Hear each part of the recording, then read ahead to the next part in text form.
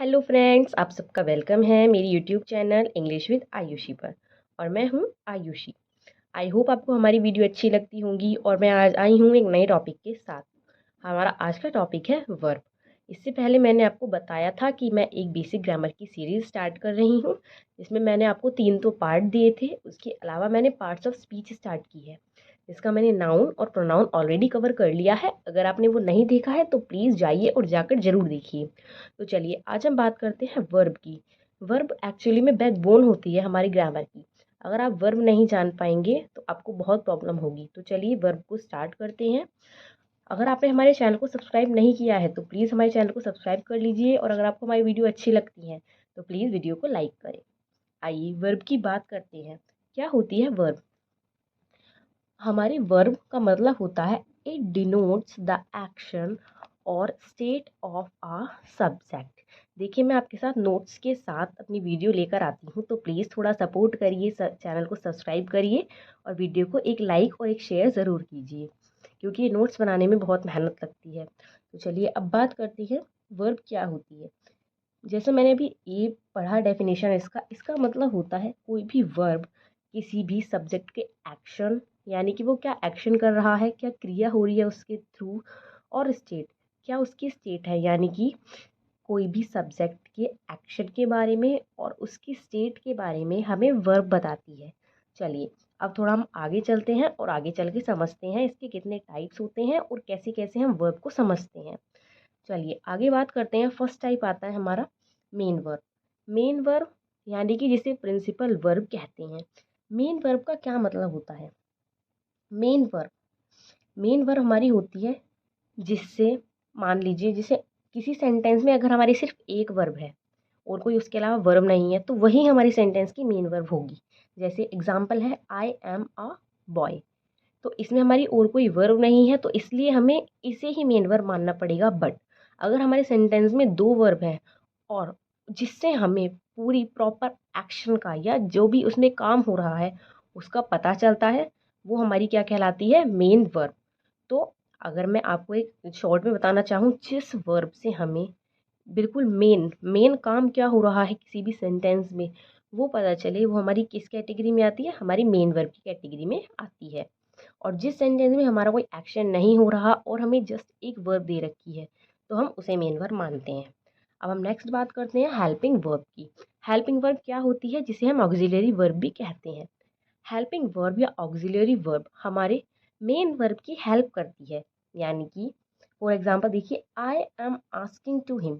तो यहाँ पर हमारी मेन वर्ब ढूंढिए। सबसे पहले आप, मेन वर्ब है हमारी आस्किंग, क्योंकि आस्किंग से हमें मेन वर्ब, मेन कार्य का पता चल रहा है कि मैं पूछ रही हूँ आपसे। तो आस्किंग हमारी मेन वर्ब है, और मेन वर्ब की हेल्प किसने की? एम ने।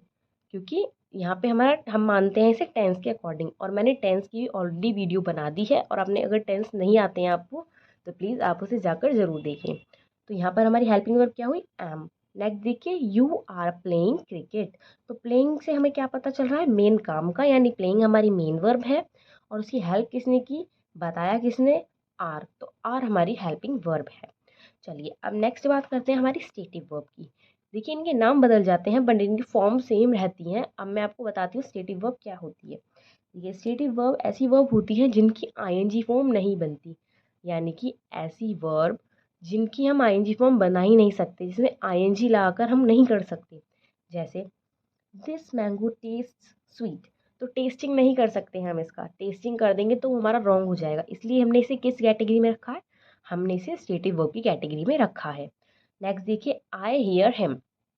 ये भी हमारी स्टेटिव वर्ब की कैटेगरी में ही आएगी, क्योंकि हियर हमारी एक स्टेटिव सेंस है हमारी। देखिए नेक्स्ट देखिए क्या क्या हमारे स्टेटिव वर्ब की एग्जांपल हैं। जैसे हियर, सी, टेस्ट, ऐसी वर्ब हैं जिनकी आईएनजी फॉर्म नहीं बनती। Smell and last feel. अब नेक्स्ट बात करते हैं एक्शन वर्ब की। देखिए, नाम सिर्फ चेंज हो गए हैं, बाकी सारी ऊपर से बात हमारी वही आ रही है, एक्शन वर्ब। एक्शन वर्ब का क्या मतलब होता है? ऐसी वर्ब जो हमें एक्शन के बारे में बताती है। ऐसी वर्ब जो हमें किसी एक्शन के बारे में बताती है। चलिए अब मैं नेक्स्ट बात करती हूँ आपसे। For example, he gave me a book.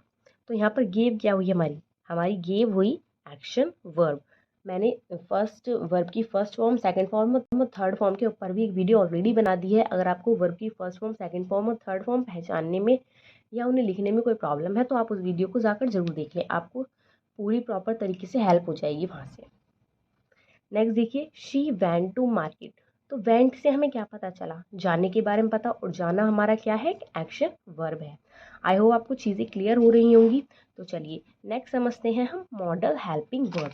क्या होती है हमारी model helping verb? Model helping verb का मतलब होता है हमारी जो मॉडल वर्ब्स होती हैं, और मॉडल वर्ब्स हमेशा ही हेल्पिंग वर्ब का काम करती हैं। और मैंने आपको बताया भी हेल्पिंग वर्ब क्या होती हैं, जो मेन वर्ब की हेल्प करती हैं। अब देखिए हमारी can, could, should, may, might, ये सब क्या है हमारी, ये सब है हमारी मॉडल हेल्पिंग वर्ब। अब देखिए एक एग्जांपल देखिए, यू कैन डू दिस। तो डू क्या है, हमारी मेन वर्ब, क्योंकि डू से ही हमारा काम होगा, काम का पता चल रहा है। और कैन क्या हुई, model helping verb. Proper helping verb नहीं बोलेंगे, हम इसे पूरा बोलेंगे मॉडल हेल्पिंग वर्ब्स। आई होप आपको समझ में आ रहा होगा, और प्लीज़ समझ में आ रहा हो तो वीडियो को एक लाइक ज़रूर करें और चैनल को सब्सक्राइब कर लें। नेक्स्ट देखिए, यू कुड गो देयर। तो गो क्या है, हमारी मेन वर्ब, और कुड क्या है, हमारी हेल्पिंग मॉडल वर्ब। नेक्स्ट देखिए, अब मैं बात करती हूँ रेगुलर वर्ब और इरेगुलर वर्ब की। रेगुलर वर्ब और इरेगुलर वर्ब में क्या डिफरेंस होता है? रेगुलर वर्ब हमारी एक स्टैंडर्ड पैटर्न को मेंटेन करती है। जैसे जो फॉर्म उसकी सेकंड फॉर्म होगी वही उसकी थर्ड फॉर्म में भी आएगा। जैसे play, played, played, kick, kicked, kicked. Next बात करते हैं हम इरेगुलर वर्ब की। इरेगुलर वर्ब में हमारा कोई भी स्टैंडर्ड पैटर्न मेंटेन नहीं होता, मतलब कि उनकी फॉर्म बिल्कुल ही चेंज हो जाती हैं। जैसे give, gave, given, go, went, gone, do, did, done. I hope आपको रेगुलर वर्ब्स और इरेगुलर वर्ब्स अच्छे से समझ में आई होगी। मैं आपको एक बार और रिपीट कर देती हूँ। रेगुलर वर्ब में हमारा एक स्टैंडर्ड मेंटेन होता है, on the other hand irregular verb में हमारा कोई भी स्टैंडर्ड मेंटेन नहीं होता। चलिए अब हम नेक्स्ट बात करते हैं ट्रांजिटिव वर्ब्स। देखिए मैंने अपनी पूरी कोशिश की है, मैंने सारी वर्ब्स ली हैं इसमें। हाँ बस फाइनाइट वर्ब्स और नॉन फाइनाइट वर्ब्स एक बहुत वाइड टॉपिक होता है, उसे मैं अपनी नेक्स्ट वीडियो में कवर करूँगी। तो प्लीज़ आप बिल्कुल टेंशन ना लें, और फाइनाइट वर्ब्स और इनफाइनाइट वर्ब्स की आप वो वीडियो देखने के बाद आप बिल्कुल भूल जाएंगे कि क्या प्रॉब्लम आती है हमें, क्योंकि आपकी सारी प्रॉब्लम्स ख़त्म हो जाएंगी। चलिए वापस आते हैं अपने टॉपिक पर, ट्रांजिटिव वर्ब्स। ट्रांजिटिव वर्ब्स कौन सी वर्ब्स होती हैं? डायरेक्टली नीड्स एन ऑब्जेक्ट, ऐसी वर्ब जो अपने बाद एक डायरेक्ट ऑब्जेक्ट लेती हैं।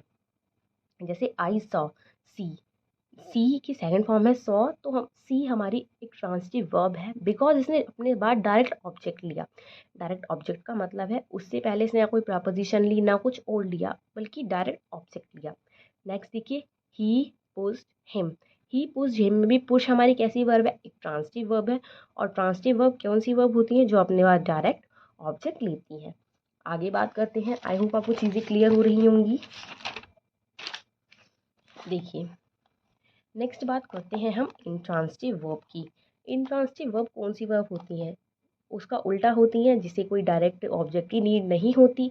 जैसे अब आपको इसमें समझ में आएगा कि बीच में क्या आ जाता है अगर डायरेक्ट ऑब्जेक्ट नहीं होता तो। The sun rises in the east. देखिए ऑब्जेक्ट क्या है इसका, ईस्ट, बट उससे बीच में प्रपोजिशन आ गई, तो इसलिए हमारी ये क्या बन गई, इंट्रांसिटिव वर्ब।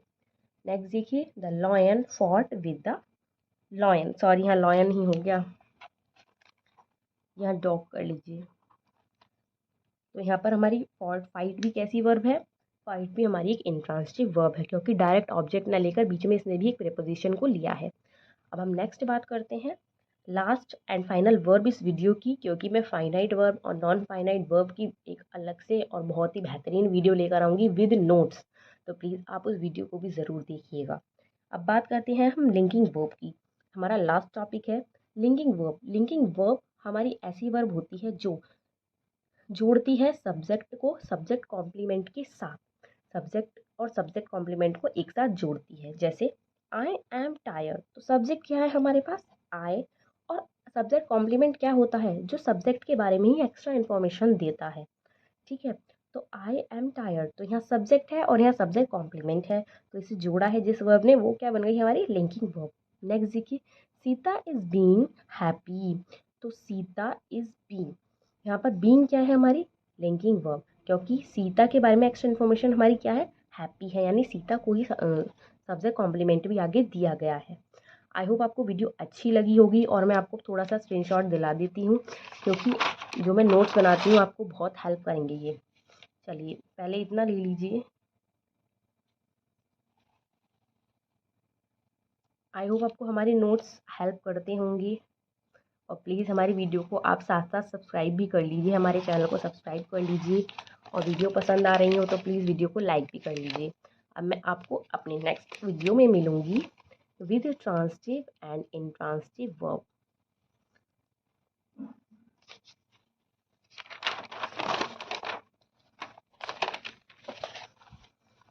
तो ये था हमारा आज का टॉपिक। आई होप आपने आज का सेशन बहुत ज़्यादा एंजॉय किया होगा। एंजॉय तो मैं भी करती हूँ आपको पढ़ाते हुए। चलिए अब हम मिलते हैं अपनी नेक्स्ट वीडियो में, जहाँ मैं आपके लिए लेकर आऊँगी finite and non finite verb. Thank you.